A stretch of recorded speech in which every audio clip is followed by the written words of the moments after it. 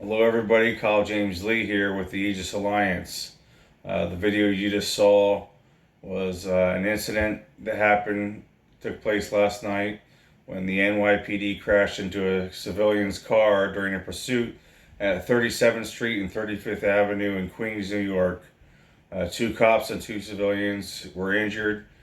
The incident occurred after 5 people were arrested following reports of gunshots being fired during a music video recording in Woodside. Footage comes from @ScooterCasterNY on Twitter.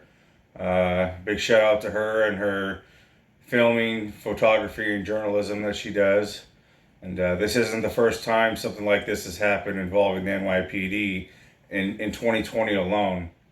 On May 15, 2020, an NYPD SUV slammed into Landers College in Queens, New York.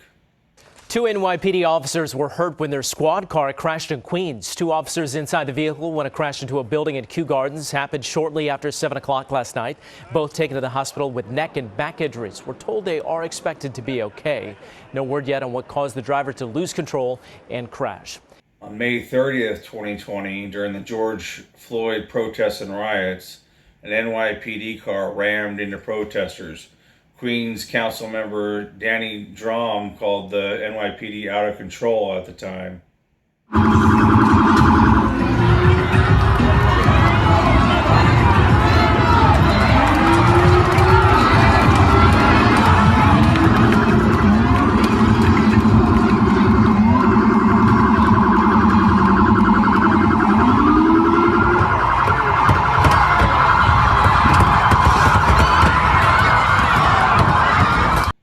September 20th, 2020, an NYPD vehicle crashed into a parked car in Brooklyn after swerving to avoid hitting an oncoming vehicle.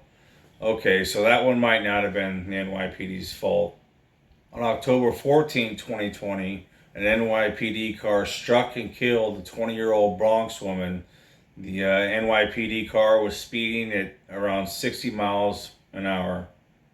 There's an article on ProPublica.org from June 23rd, 2020 about a family who saw a police car hit a teenager on Halloween in 2019, but when the family went to report the incident, instead of getting justice, they learned how NYPD impunity or qualified immunity works that shields police from being held accountable for their actions.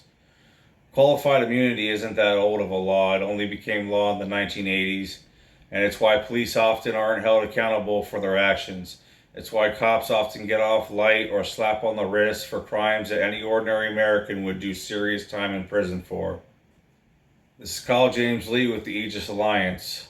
If you haven't already, please subscribe to our channel on YouTube. Like, comment on, and share our videos. Until next time, thanks for watching.